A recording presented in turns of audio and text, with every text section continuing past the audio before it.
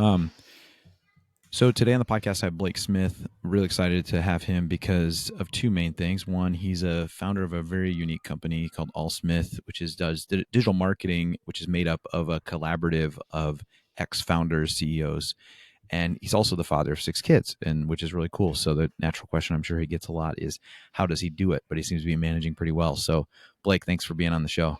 Yeah, thanks for having me. I'm excited to Yeah. chat. Yeah, man. So having six kids is rare air, but I say that a little bit, being in the same boat as you, it's like you don't Yeah. meet too many people with six kids. So, and you're similar age range, like 12 down to one as us. Yep. So Do you feel like I feel like six is a very large normal size family, and I feel like seven is like a very small large family, if that makes sense. Like I feel like six is like the very top of where, I have a Toyota Sequoia. I can fit everybody in our family into the Sequoia. If we have yeah, one more kid, then we can only use our Sprinter van. And I feel like yeah. that's like a whole different level, right? That's when you start like reading Duggar books just to like figure out like systems and that sort of stuff. So, That is true. The logistical hump you get over just in transportation is a big one. It's like you're yeah, no longer in conventional vehicles. You're in the transit van, yes. you're in the full size van. That's Yes, I true. think this is maybe just a big family person's observation. I'm pretty sure that we're both kind of freaks for the rest of the world. So, yeah. Yeah. I think my common thought is always like when you go, four is like a big family, like in hmm traditional sense, like most people would think that as a big family. Then five, you're kind of like, well, they kind of good for you, like that's good. Six is like you're just weird, that's what, from like the outside Yes. perspective, Yeah, I that's what think people so. like say, right? So Yep. I think it's probably about right. yeah. Yeah. So, but we actually have, I mean, not to get too tangent, but we have a full size GMC Savannah conversion van, and it's Ooh, like my nice. favorite thing ever.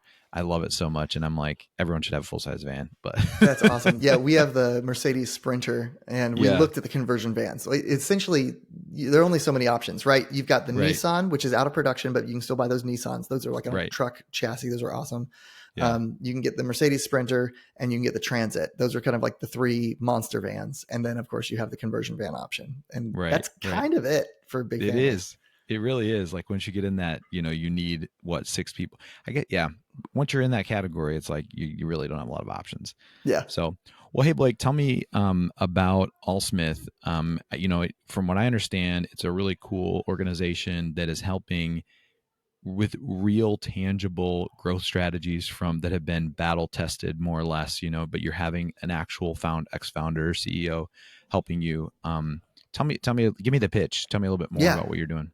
Yeah, totally. So Allsmith Growth, we provide fractional growth teams for, I'd say, early stage startups as well as some like e-commerce companies. And so when I say a growth team, this is typically marketing first, so like ad spend down to building up landing pages, and then the emails that you get once you sign up for an account, as well as like pricing, packaging, all that sort of stuff. So running that growth equation. My background is I was a venture-backed founder for 8 years, started a company called Cladwell back in 2012 and built it with some friends, raised funding, and then went through 500 Startups Accelerator. That's where I probably got a lot of the training that we now do in terms of how we run growth funnels. Mm-hmm. And then that was on steroids when we got investment through a group called Science Incorporated. If you know those guys, Mike Jones, former CEO of MySpace.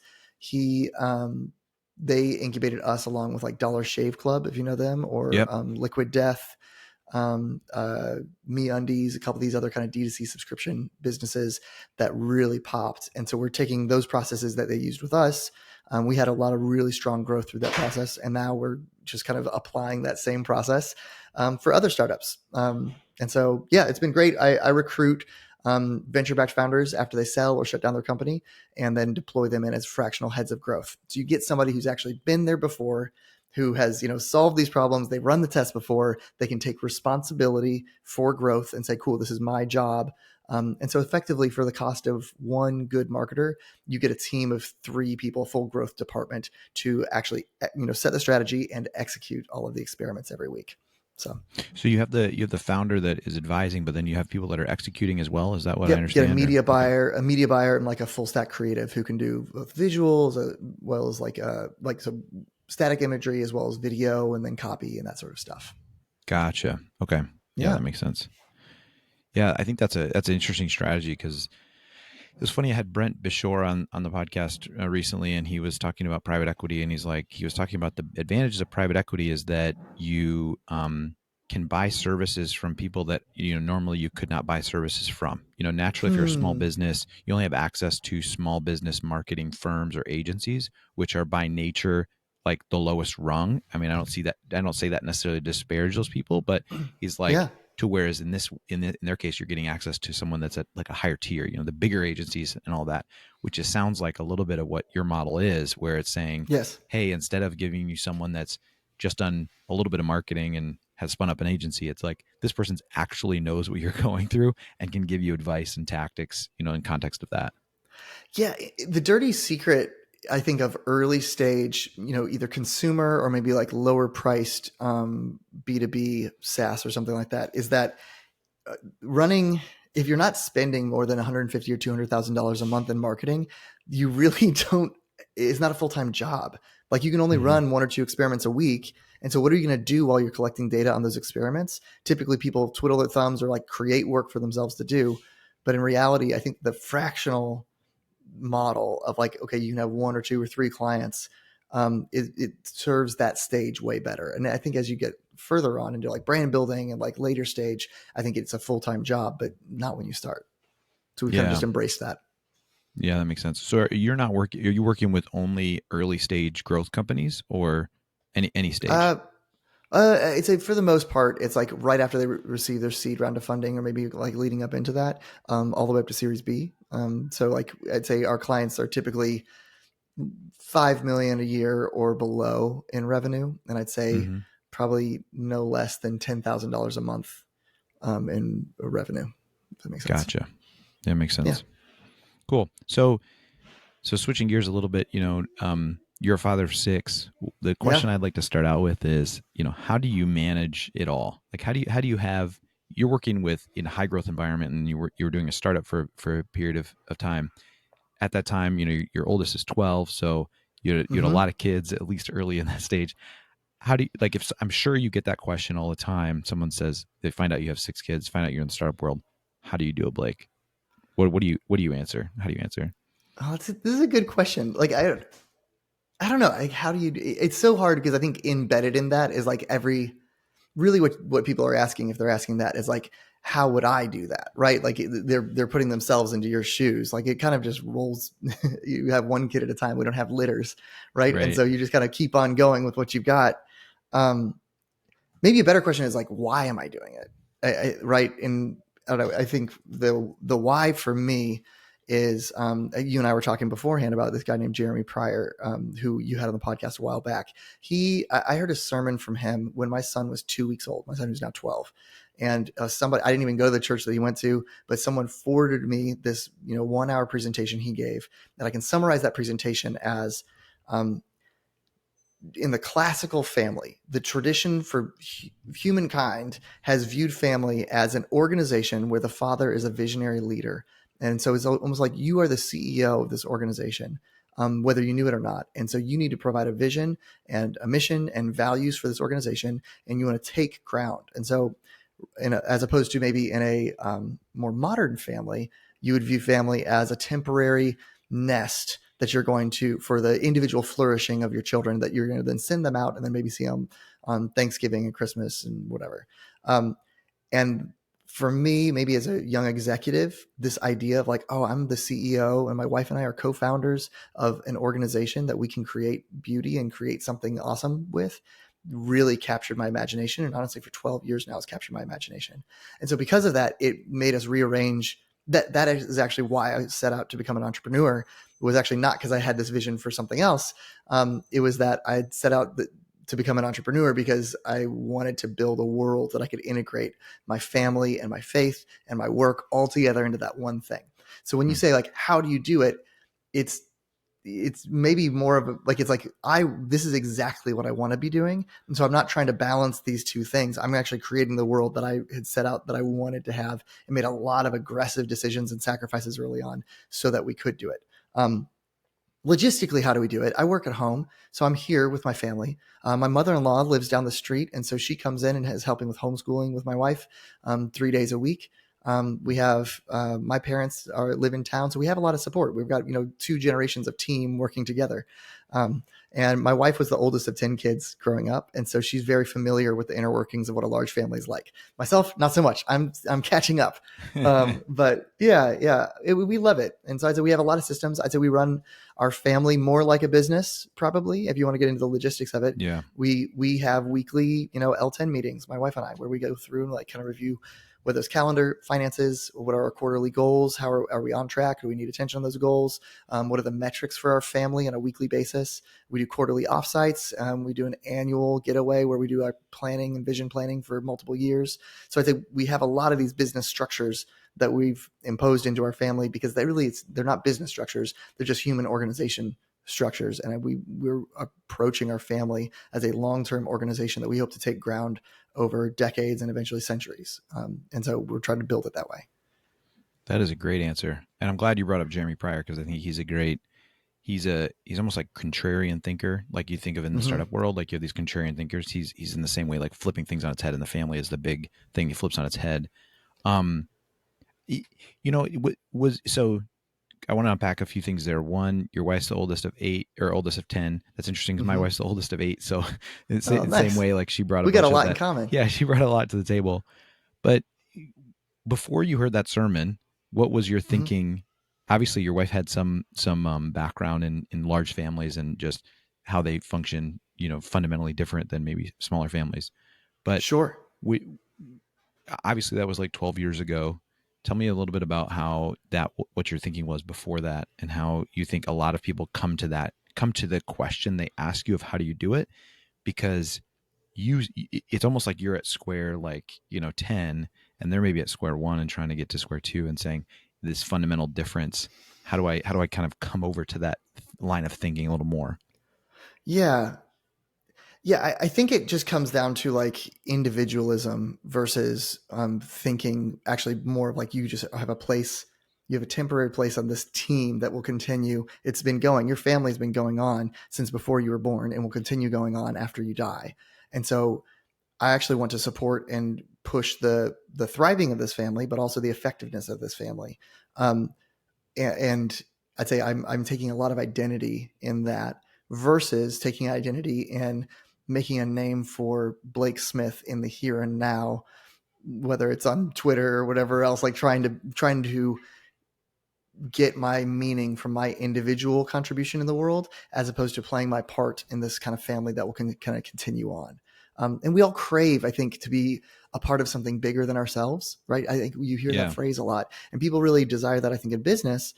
I'm just saying the problem with with that meaning being derived from a business is that a business can be sold, you can be fired, things can change, and it's a very dangerous thing to place your meaning into is a business or a nonprofit, or even in a city. But a family, you can't get fired from a family. And so I think to place more identity in that, and actually for that identity to then shape everything else you do in the marketplace, I think is a far more solid place and actually results in, I think, better behavior, Mm-hmm. which is like, if I want to be famous for generations in my family, I'm going to behave in a certain way, right? I'm going to bless those generations down. As opposed to if I want to be famous here and now in 2023, I'm going to behave in a way that promotes me, right? And I think that in general, I see better behavior coming from people who are looking for that long-term legacy. Yeah. I don't know if that answered your question, but it really comes down to value, which is like, are you going to operate as a one-player game or as a collaborative game? And I'm choosing the collaborative game. So when I'm like training my kids, my 3-year-old, I'm not training her because I don't want to be embarrassed in the parking lot at a restaurant.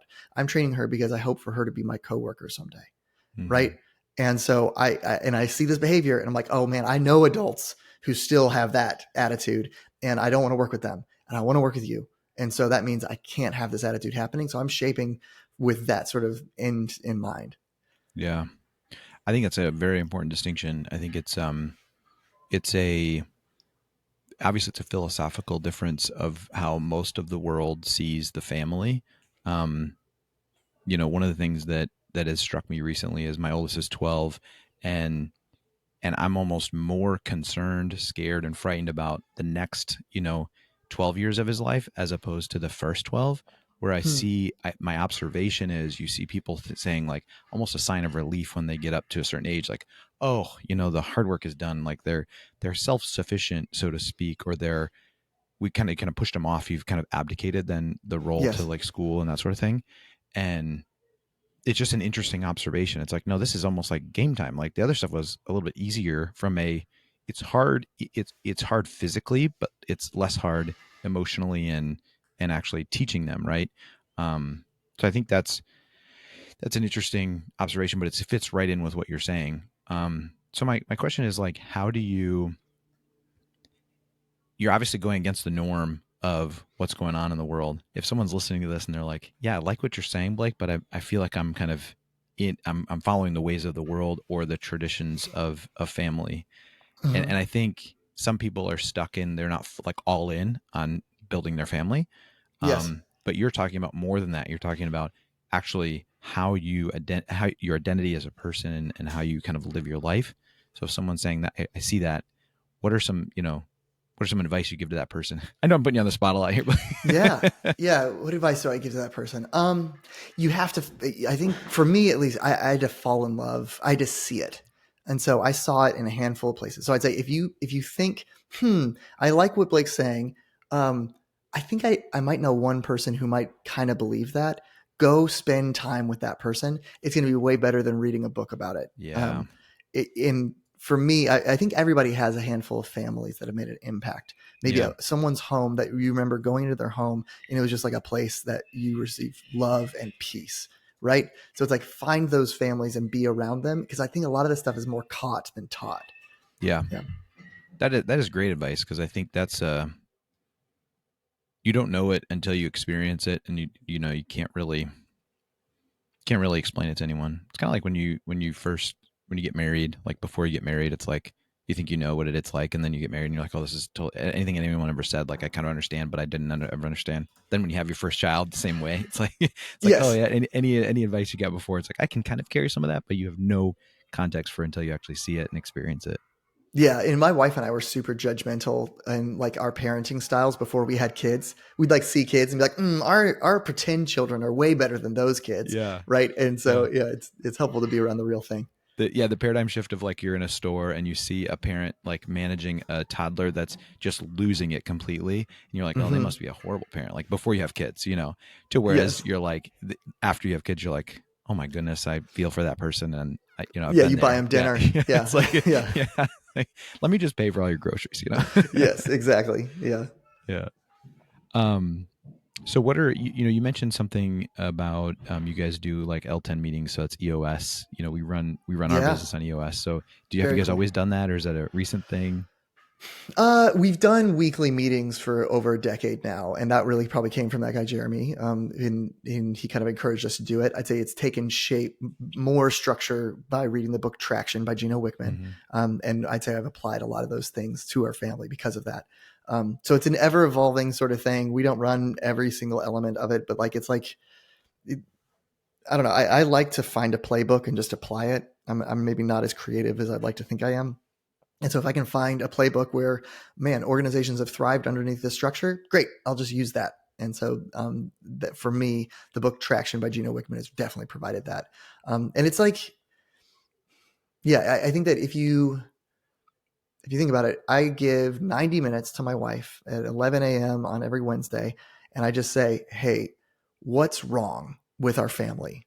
I just say, what's going on in our life? What's wrong? And I list it out on a whiteboard right over there. And I just say, cool, if we could only solve one of those today, which would we solve? And we highlight the most important one. Mm-hmm. And then I give middle of my workday my very best self to like, I want to try to solve this week. And we're going to come up with homework of next steps of what we're going to do. And we're going to kind of keep on doing that. And I think that like, for me, it's an act of like giving, it's a way of loving my family that I think my wife like interprets that way too. Like she feels like it's really valued. It's not something like, my family doesn't get my leftovers. Like they get in the middle of the day, my very best. Yeah. No, I think it's an important thing for businesses, but then families as well, to have that habitual, meeting, identifying the key issues that are festering underneath the surface that are playing their part in other downstream Totally. issues, right? Totally.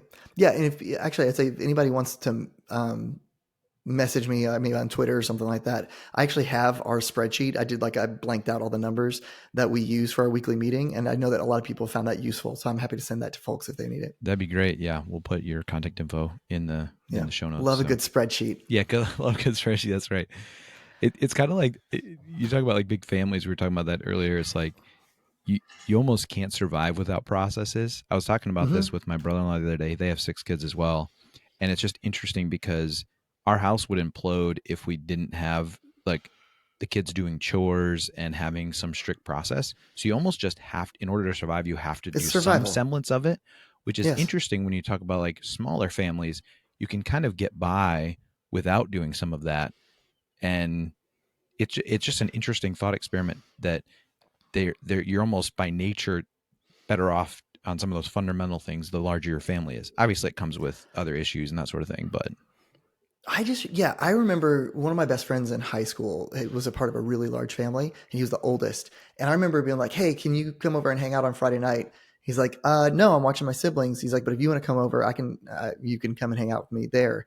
And I remember being struck as a middle child. I have one older brother, one younger sister. I'm like, I can't remember the last time that I had to like say to no to something because my family needed me, yeah. and for him, it was just reflex. He had no problem. He wasn't mad about it. He's just like, yeah, no, I can't do that right now. But I don't know. I think it's cool to build an organization that needs your children. And I think with a certain number of kids, that is true. And I don't know. Yeah. It's almost like with 2 kids, you can pretty much put it all on the backs of the parents. Mm-hmm. With 6 kids, those backs will break. So Yeah. you actually need the kids to pitch in. Yeah, absolutely.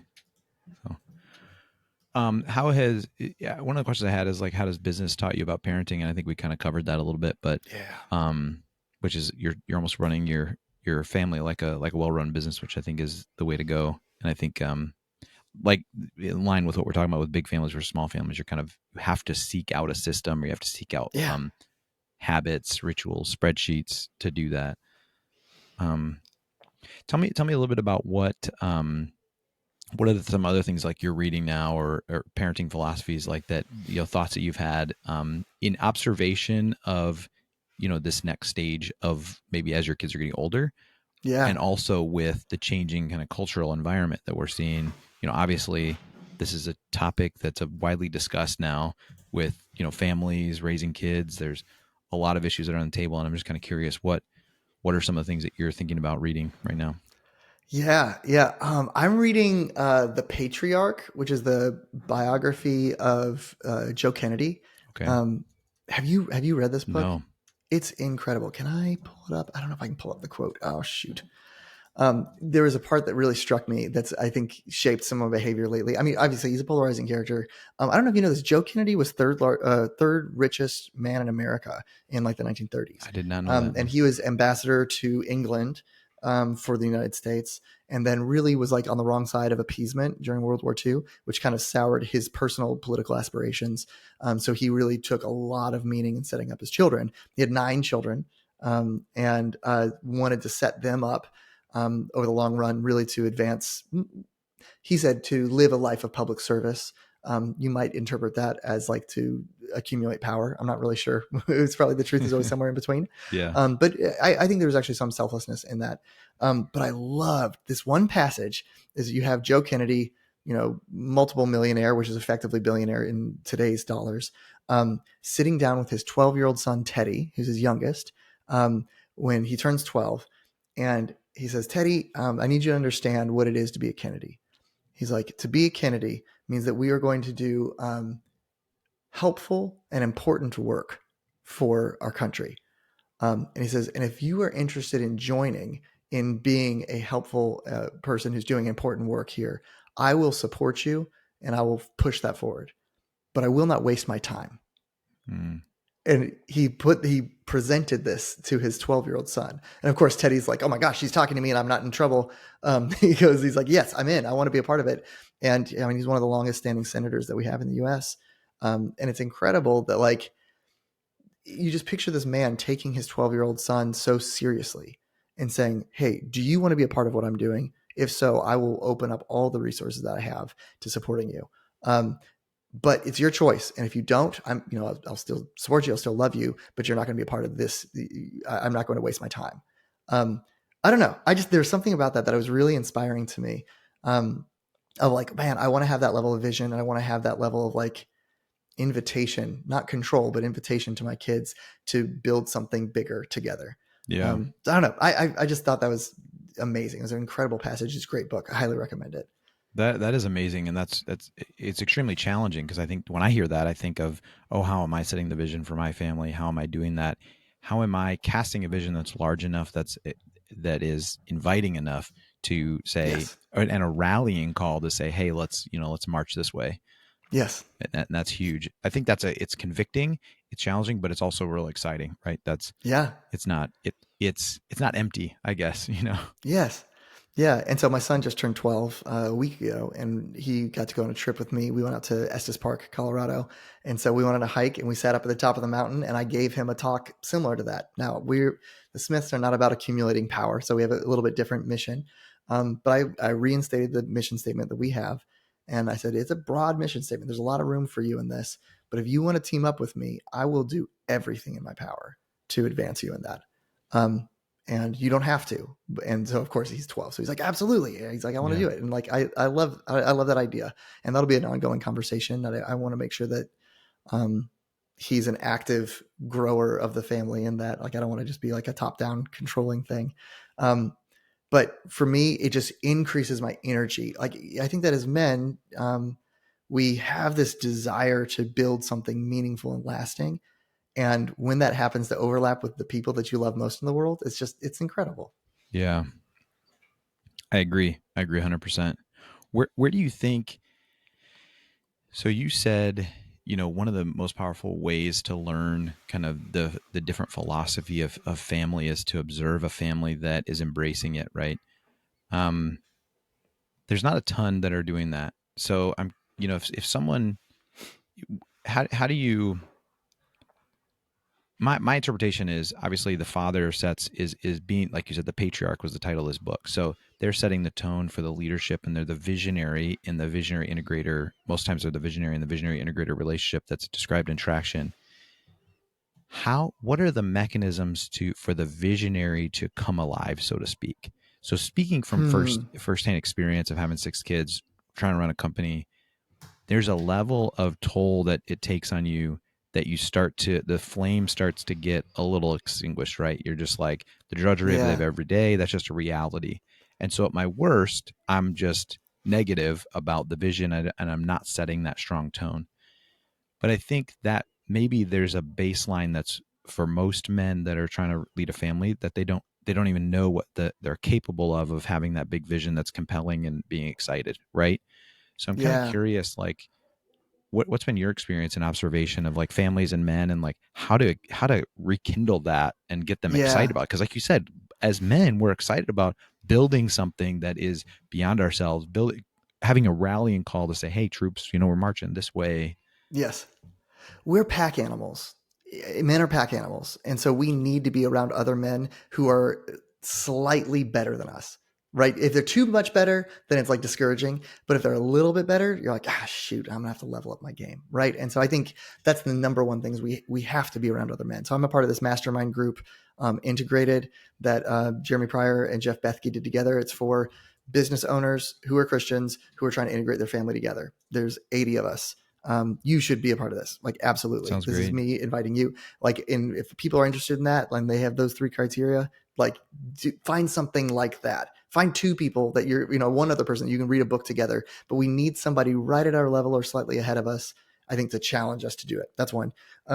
2 is just like basic being a human 101, which is everybody has certain things that will give them energy, and we have to know that, and we have to self-medicate to give ourselves the energy that we need. Mm-hmm. Are you into Enneagram at all? Have you followed like the 9 personality Yeah, type I know Enneagram of them. stuff? I don't have deep Yeah. understanding of them or knowledge of I'm them. not like super into it, but I think it's actually kind of helpful to ask maybe the question of like, if I run out of X, then everything's over. Mm-hmm. Like, as long as I have X, then I have enough energy to be sustained and to keep going. And it's interesting. I asked my wife this, and she goes, love, no question.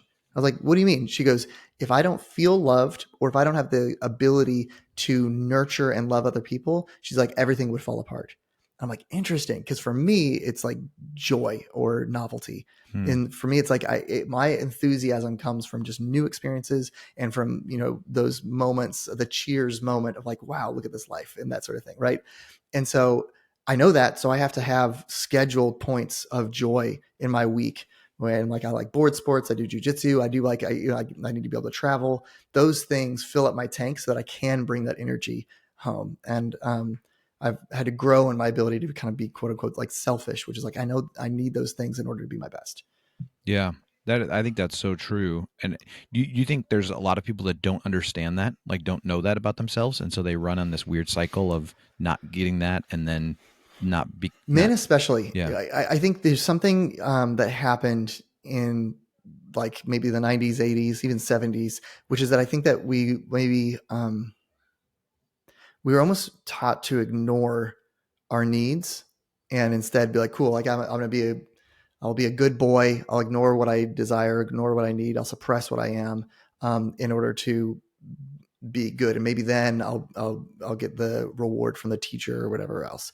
And I think that like we have to actually listen to those needs and actually take what we need in order to give more. And so I hate to put it in like the self-care category, but there's some level of just like accepting that we are finite human beings that we need to fill up in order to pour out. And that's just reality. Yeah, it's like self-knowledge is a big part of that. Yeah. It's weird because I think what your hesitancy is kind of rooted in a lot of that industry is that's the end goal is self-care, Yes. right? It's like Yes. no, you just need to like invest in yourself and build your skills and know yourself more. And it's like, but what you're describing is saying, no, I'm sharpening the axe so that I can go like chop down this tree, not just so I can have this Yes. sharp axe and hang it on the wall and like have everyone say, look at how shiny and sharp my axe is. Like you'd prick your finger and if you touch that axe, it's like, no, but you want to say, hey, I just chopped down this whole forest. And I actually built all these 5 houses out of all of that wood. Yes. That's Yes. the whole point, which I can agree Absolutely. with. Yeah. So it just yeah, that is interesting. How that industry is kind of what's needed, but it's tainted in some way. I agree. Um, yeah, I would agree with what you're saying. I think there's not enough knowledge to understand what makes you. Where my mind goes with that is if you're never able to do those things for your own purpose for individually for you to come alive, then you're never going to come alive enough to be casting that vision for your family, right? So you almost like don't even know what it's like to be at that level. Does that make sense? Like that's a Yes. little Yeah. confusing. No, I think that's totally right. Yeah. So, well, Blake, thanks for being on. I mean, I know we're coming up on Yeah. time, but I appreciate this conversation, man. And I think there's we're so much similar. I didn't even realize that when I reached out to you. Yeah. So That's really that's cool. funny. I think we came across each other on Twitter. It's Yeah. funny. Like attracts like, apparently. Yeah. And Jeremy was one of the threads that went through that, and I love what he's doing. So yeah, I'll put all those resources on the show notes kind of that we mentioned, and then have a link Perfect. to contact you if people want to learn more about what you guys do specifically. But yeah, thanks for your time, man. Appreciate it. Awesome. Yeah. Thanks for having me. This is fun. All right, take care. Cool. So we'll